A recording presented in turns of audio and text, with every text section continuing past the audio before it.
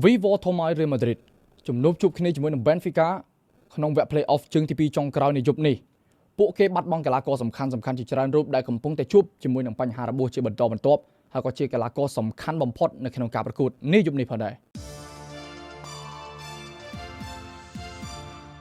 ការយកឈ្នះទៅលើអន្ត្រីលឿង Benfica 1-0 កាលពីជើងទី1វគ្គ Play-off ពានរង្វាន់ UCL គឺជារឿងដ៏ល្អមួយសម្រាប់ Real Madrid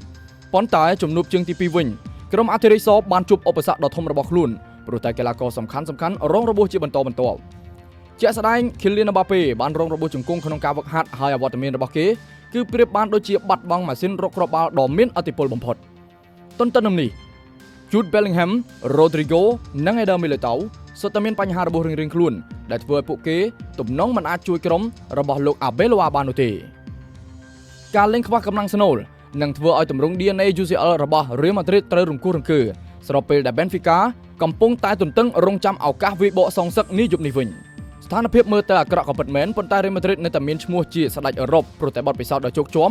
ហើយចំណុចមានប្រៀបមួយទៀតនោះគឺលោក Jose Mourinho ក៏មិនអាចទៅឈរបញ្ជាកូនក្រុម Benfica របស់គាត់នៅលើទីលានដោយផ្ទាល់បាននោះដែរព្រោះតែជាប់ពីនៃ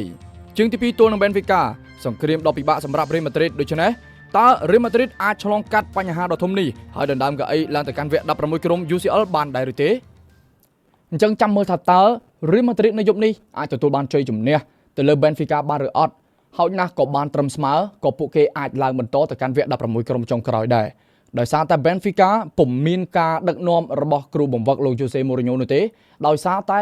លោក Jose Mourinho ទទួលបានកាតក្រហមកាលពីជើងទី1កន្លងទៅអញ្ចឹងកុំភ្លេចរងចាំតាមដានទស្សនាពីការផ្សាយបន្តផ្ទាល់របស់ KM Sport តាក់ទងទៅនឹងការប្រកួតរវាង Real Madrid និង Benfica ជើងទី2វគ្គ Play-off ផងដែរខ្លីខ្លឹមច្បាស់ការទស្សនា KM Sport